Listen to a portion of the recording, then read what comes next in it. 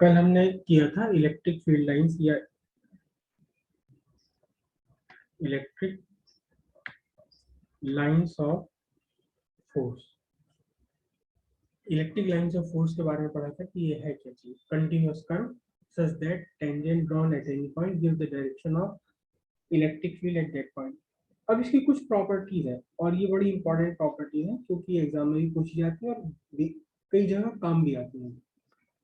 Exam में तो पूछी जा रही है और आगे के फिनोमेनन में कई जगह ये यूज आती है। फर्स्ट प्रॉपर्टी क्या है इसकी? फर्स्ट प्रॉपर्टी है it is continuous open curve. Continuous open curve क्यों है? Because it has to start from positive and end in negative. Terminate हो जाती है नेगेटिव में पहुंच करके। पॉजिटिव से स्टार्ट होती है, नेगेटिव पर पहुंचकर खत्म हो जाती है। और क्या है, हमेशा कंटिन्यूअस है, बीच में ब्रेक नहीं होगा कहीं भी। इसके बीच में कोई भी ब्रेक नहीं है, कंटिन्यूअस है और ओपन है। ओपन का मीनिंग होता है कि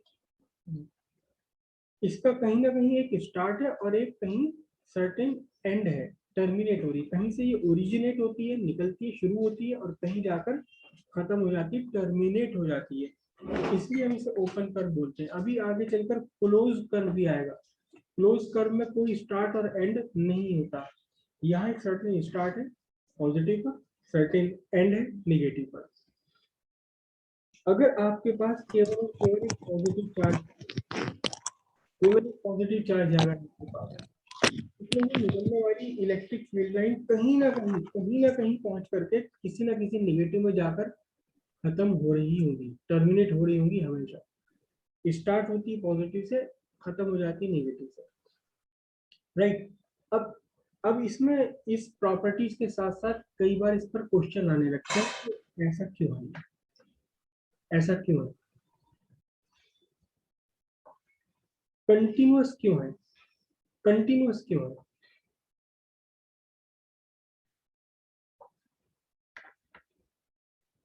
कंटिन्यूअस क्यों है ये?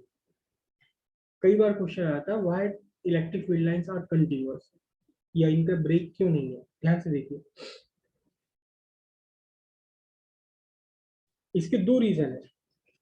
पहला रीजन तो ये है, it start from positive and in negative. बीच में कहीं एंड नहीं हो सकती, निगेटिव पर ही पहुंचकर एंड होगी। तो पॉजिटिव से निगेटिव के बीच में कहीं ये डिसकंटिन्यू पॉसिबल नहीं है, क्योंकि इसे एंड होना है कहाँ जाकर एंड होना, निगेटिव पर एंड होना, करेक्ट। अगर आप ये कहें कि यहाँ कहीं एक ब्रेक आ गया, इसमें इलेक्ट्रिक फील्ड लाइन में कहीं ब्रेक आ गया, तो इसका मतलब पॉजिटिव से निकलकर कहीं अपने आप ही एंड हो गई और कहीं से अपने आप ही चलने लगी। ऐसा पॉसिबल नहीं है। तो पहला रीजन तो हम ये कहते हैं, positive, it start from positive and in negative end hence it is continue from positive to negative. Second, इसका रीजन और लिखा जाता है एग्जाम में, सॉल्यूशन में भी बोर्ड ने कहा है, if electric field line is discontinue, if electric field line is discontinue, there would be some region where there is no electric field, which is not possible since electric force, electric field are conservative. Conservative word use किया गया इसके लिए क्योंकि electric field, electric force conservative है, इसलिए कहीं पर इसको बीच में अपने आप ब्रेक नहीं होना है स्टार्ट पॉइंट से एंड पॉइंट तक। तो दो रीजन हो गए इसके।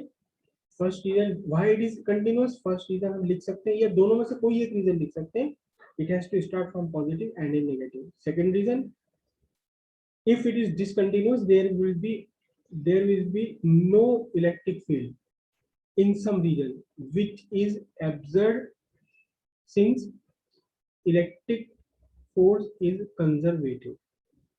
समझ आए बात? ये आपके नोट्स में लिखी हुई नहीं है, नोट्स में लिखी हुई नहीं है, तो आप इन्हें कहीं ना कहीं नोट कर लीजिए इसे। बाद में नोट कर लेंगे या अभी करेंगे? सेकंड रीजन क्या है, ये बोर्ड ने ही अपने आंसर में लिखा था, if electric field line is discontinue there is no electric field in some reason.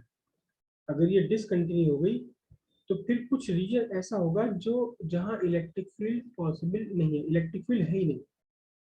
और ये हमारा कंसेप्ट गलत हो जाता है किसके हिसाब से कि इलेक्ट्रिक फोर्स आर कंजर्वेटिव।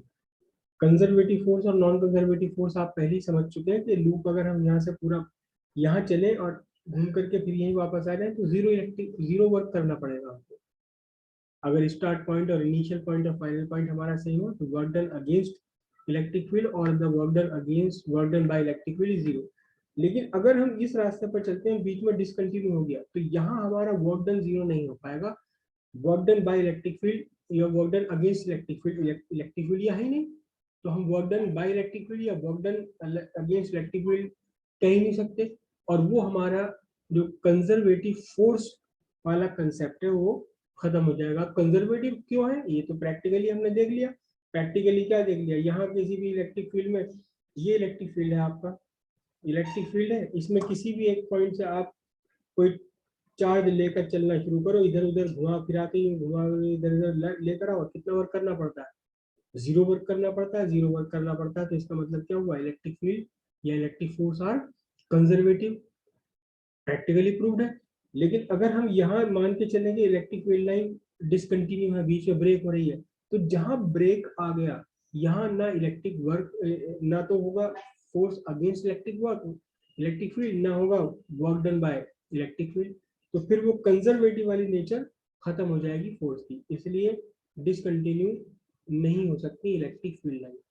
आप सिंपल सी बात है पहले वाला रीजन लिख दीजिए, because electric field lines start originate from positive and terminate in negative, बीच में कहीं टर्मिनेट नहीं कर सकती, बीच में कहीं से ओरिजिनेट नहीं हो सकती, इसलिए कंटिन्यूअस है कहां से कहां तक, पॉजिटिव से लेकर के नेगेटिव तक। अब क्लियर हुई इतनी बात। सेकंड पॉइंट इसका वही है, सेकंड पॉइंट वही है क्या, start from positive charge, positive charge से स्टार्ट होती है, and in negative charge, negative charge में जाकर के ये खत्म हो जाती है, पॉजिटिव से स्टार्ट होती है नेगेटिव में जाकर खत्म हो जाती है। सेकंड प्रॉपर्टी इसकी हमेशा कहीं ना कहीं किसी ना किसी पॉजिटिव चार्ज से ही ओरिजिनेट होगी। देखिए हमें बार बार आगे चल करके इलेक्ट्रिक फील्ड ड्रॉ करना पड़ेगा, बार बार हम इलेक्ट्रिक फील्ड ड्रॉ करेंगे, इस तरह से कहीं इलेक्ट्रिक फील्ड ड्रॉ करेंगे हम, राइट। तो ध्यान रखिएगा कि इलेक्ट्रिक फील्ड ड्रॉ करते हुए अगर हमने कहीं चार्ज भी नहीं बनाया है, हमने यहाँ कोई चार्ज नहीं बनाया, हमने यहाँ कोई चार्ज नहीं बनाया, तो भी कोई बात नहीं, ये कहीं ना किसी पॉजिटिव चार्ज से ओरिजिनेट हो रही होंगी, कहीं ना किसी नेगेटिव चार्ज में जाकर के खत्म हो रही होंगी, टर्मिनेट हो जाती, बिल्कुल एंड हो जाता, खत्म हो जाती है नेगेटिव चार्ज में जाकर के। इलेक्ट्रिक फील्ड बनाते टाइम अक्सर हम ये पॉजिटिव और नेगेटिव नहीं बनाएंगे, लेकिन जब भी इलेक्ट्रिक फील्ड कहीं बना हुआ है तो आपके माइंड में होना चाहिए ये बात क्लियर कि कहीं पॉजिटिव चार्ज से ये निकल रही है इलेक्ट्रिक फील्ड लाइन, कहीं नेगेटिव चार्ज में जाकर के ये खत्म हो रही है, खत्म, टर्मिनेट, बिल्कुल एंड हो गई, भले ही हमने उसको बनाया हो या ना बनाया हो। ठीक है, थर्ड प्रॉपर्टी इसकी है, थर्ड प्रॉपर्टी है इसकी फर्स्ट प्रॉपर्टी हमने डिस्कस नहीं की। जो फर्स्ट प्रॉपर्टी है, एक्चुअली फर्स्ट प्रॉपर्टी हमेशा वही होती है जिस प्रॉपर्टी के बेस पर हम डिफाइन करते हैं, जिस प्रॉपर्टी के बेस पर हमने इनको डिफाइन किया वही इसकी फर्स्ट प्रॉपर्टी है। This is electric field line, this is electric field line, electric field line.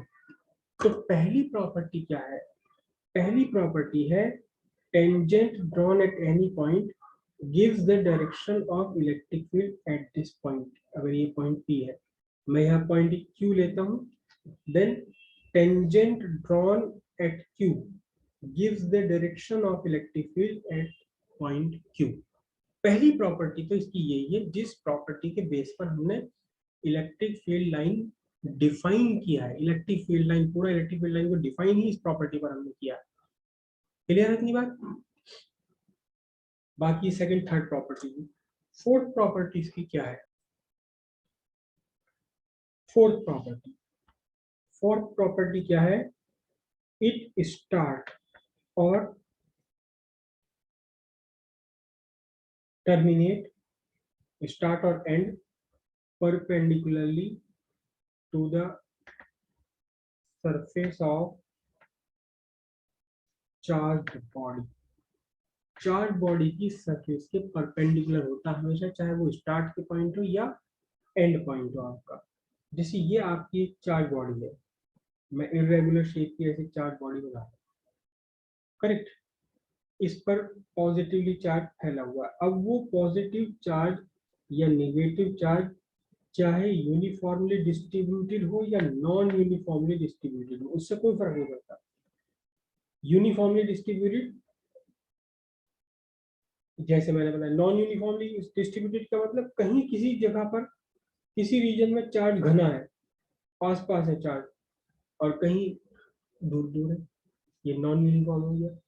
चाहे यूनिफॉर्मली डिस्ट्रीब्यूटेड हो या नॉन यूनिफॉर्मली डिस्ट्रीब्यूटेड हो, इलेक्ट्रिक फील्ड लाइन जब यहाँ से स्टार्ट होगी, इस सरफेस से जब इलेक्ट्रिक फील्ड लाइन स्टार्ट होगी या खत्म होगी, तो कैसी होगी? 90 degree, perpendicular to the surface, whatever be the surface, whatever be the shape of surface, ये हमेशा सरफेस के परपेंडिकुलर ही यहाँ से स्टार्ट होगी। आगे चल के इसका क्या होगा, इट डजंट मैटर, आगे चल के क्या होने वाला है उससे कोई फर्क नहीं पड़ता, लेकिन जहां ये स्टार्ट हो रही है यहाँ हमेशा ये सरफेस के परपेंडिकुलरली ही स्टार्ट होगी, किसी और एंगल पर स्टार्ट नहीं होगी, हमेशा 90 डिग्री। ये सरफेस है तो यहाँ इस सरफेस के साथ 90 डिग्री बनाते हुए, अगर ये सरफेस है यहाँ इस पॉइंट पर 90 डिग्री बनाते हुए ये स्टार्ट होती है इलेक्ट्रिक फील्ड लाइन।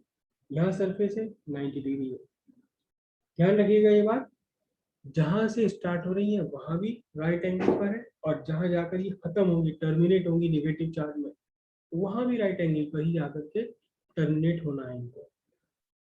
आगे चल के इनका क्या होगा इससे कोई मतलब नहीं, स्टार्टिंग की फिलहाल हम बात करते हैं। अच्छा, ये भी एग्जाम में बात पूछी जा चुकी है कि टर्म स्टार्ट और एंड इनका सरफेस पर परपेंडिकुलरली ही क्यों होता है, हमेशा राइट एंगल पर ही क्यों होता है।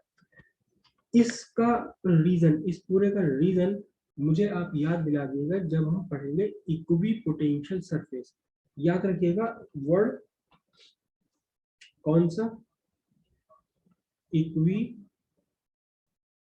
Potential surface. जहां हम इक्वी पोटेंशियल सरफेस पढ़ेंगे वहां आप मुझे ये बात याद दिला देना, वहीं हम इसे डिस्कस करेंगे कि क्यों हमेशा ये परपेंडिकुलरली निकलती हैं और क्यों हमेशा ये परपेंडिकुलरली जाकर खत्म होती है। ठीक है, रीजन आ चुका है बोर्ड में, 2-3 बार रीजन आ चुका है बोर्ड में, और अनफॉर्चुनेटली किसी भी बुक में इसका कोई बहुत अच्छा एक्सप्लेनेशन नहीं है।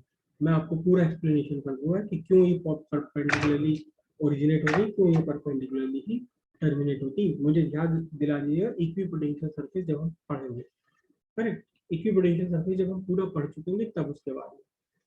नेक्स्ट इसकी प्रॉपर्टी क्या है, electric field lines never intersect each other. Electric field lines कहीं भी एक दूसरे को इंटरसेक्ट नहीं करेंगी। ये एक इलेक्ट्रिक फील्ड लाइन है, इलेक्ट्रिक फील्ड लाइन एक, दूसरी इलेक्ट्रिक फील्ड लाइन ये वाली, ये दोनों एक दूसरे को कहीं भी इंटरसेक्ट नहीं करेंगी, नहीं करेंगी, बिल्कुल भी नहीं करेंगी। रीजन क्या है, आप ध्यान दीजिए कि हमने इलेक्ट्रिक फील्ड लाइन की परिकल्पना, इसका जो हमने बनाया था कि इलेक्ट्रिक फील्ड लाइंस क्या है, actually it is the trail, it is the trail path, locus, locus word हम मैथमेटिक्स के लिए यूज करें तो it is the locus of test charge, it is the locus of test charge.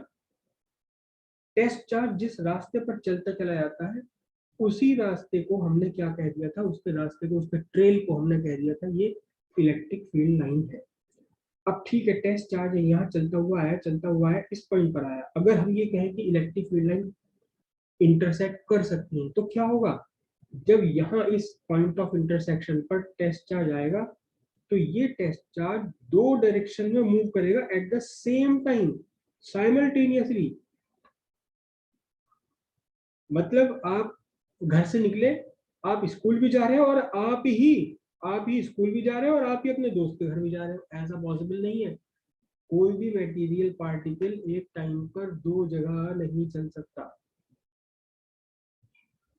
तो अच्छा, फिर इसके चलने की डायरेक्शन क्या होती है, जिधर ये चल रहा है उधर फोर्स लग रही है, इस तरफ चल क्यों रहा है? क्योंकि फोर्स लग रही है। और जिस डायरेक्शन में फोर्स लग रही है एक्चुअली वही डायरेक्शन क्या है? Direction of electric field. E vector equals F vector by q not. जिस डायरेक्शन में चल रहा है उसी डायरेक्शन में फोर्स लग रही है।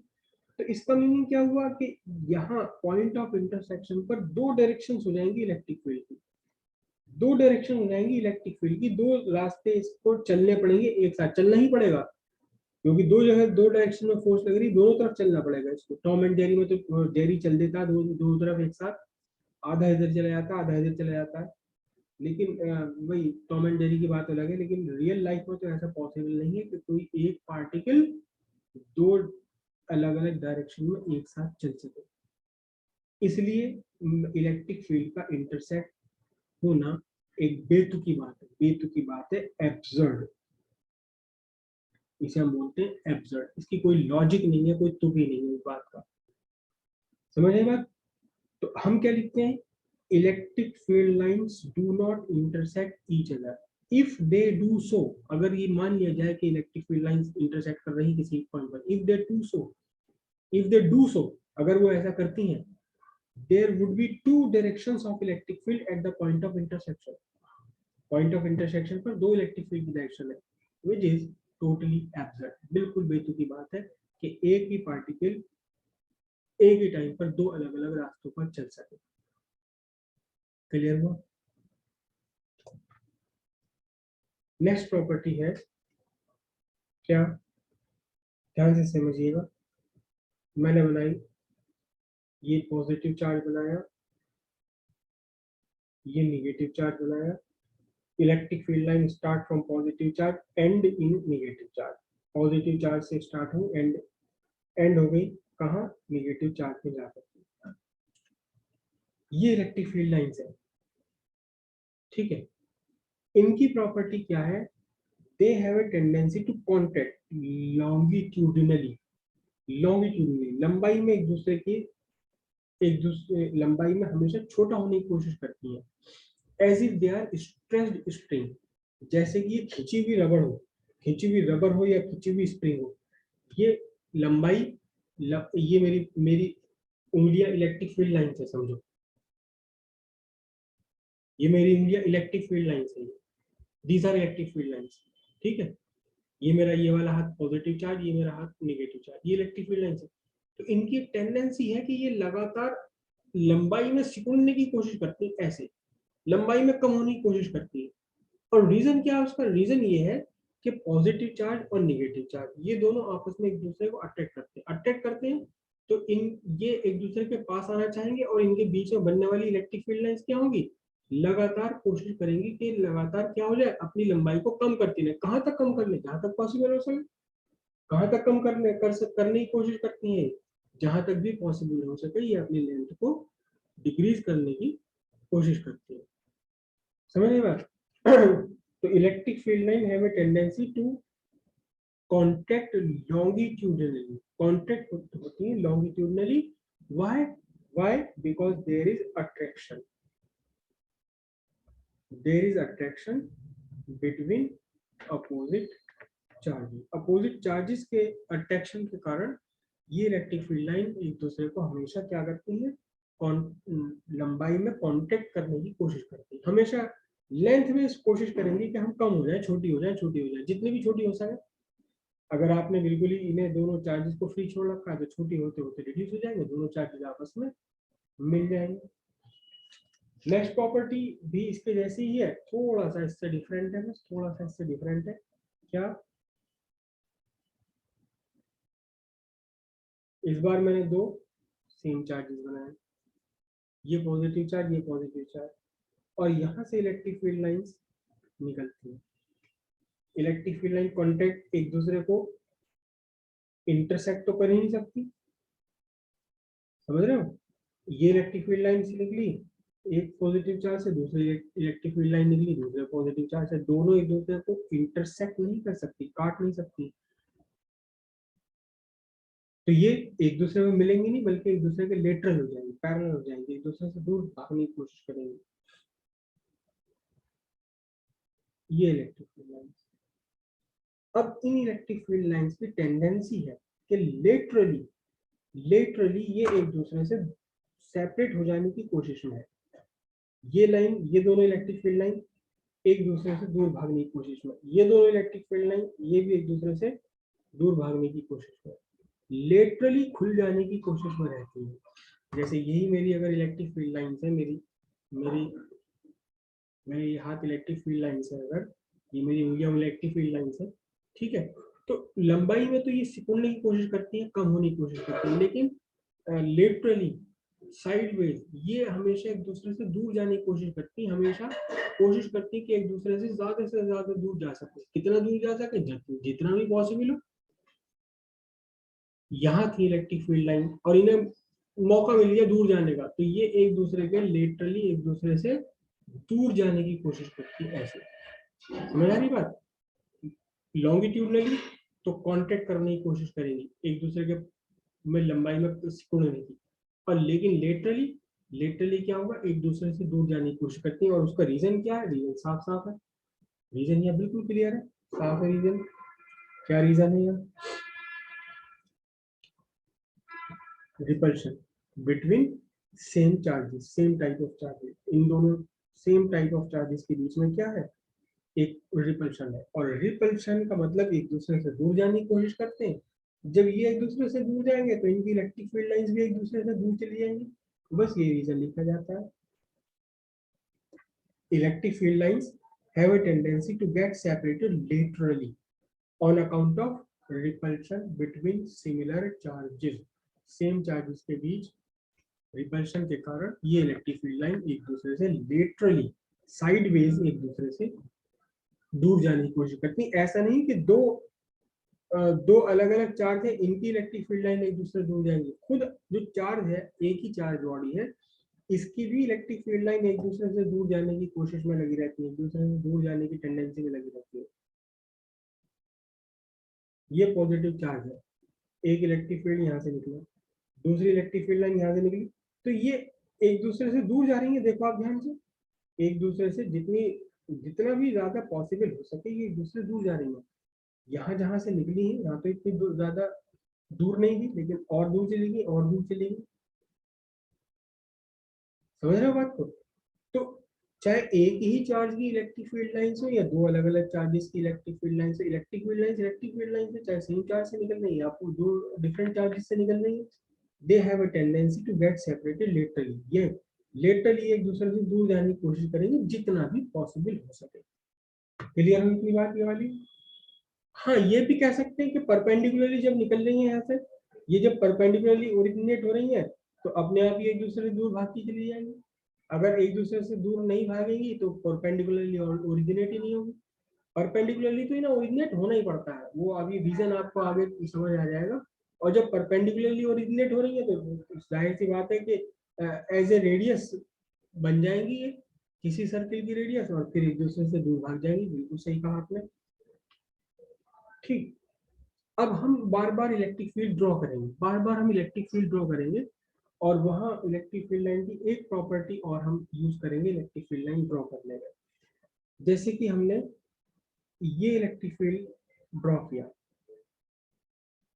ये वाला इलेक्ट्रिक फील्ड हमने ड्रॉ किया कहीं पर, ठीक है, बल्कि मैं और थोड़ा सा इसे हाथ संभाल के सही से बनाऊं।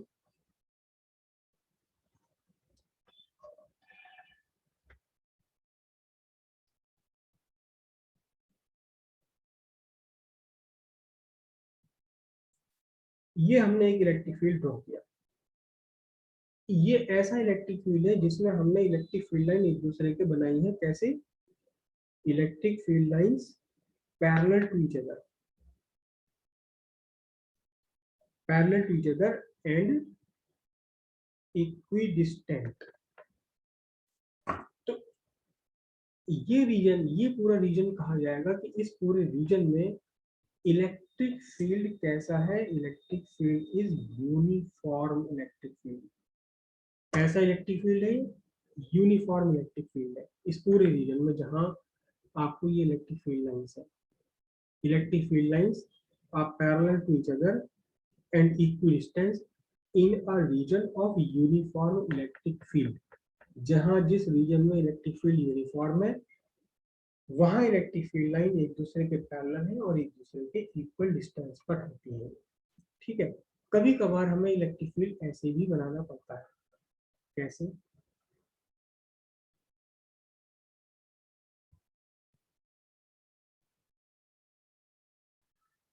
ऐसे बनाना होता है इलेक्ट्रिक फील्ड।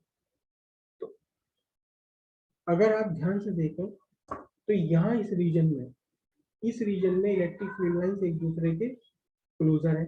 और अगर मैं यहाँ बनाऊं वही उतना ही रीजन देखो तो यहाँ इलेक्ट्रिक फील्ड लाइंस एक दूसरे से दूर दूर है।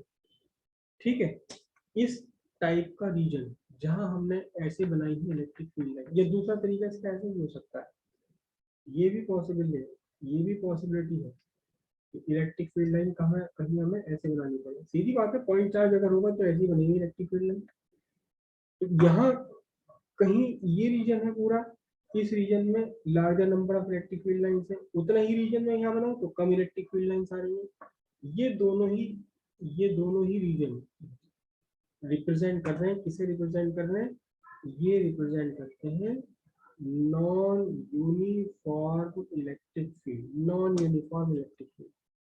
ये भी नॉन यूनिफॉर्म इलेक्ट्रिक फील्ड है, ये भी नॉन यूनिफॉर्म इलेक्ट्रिक फील्ड है।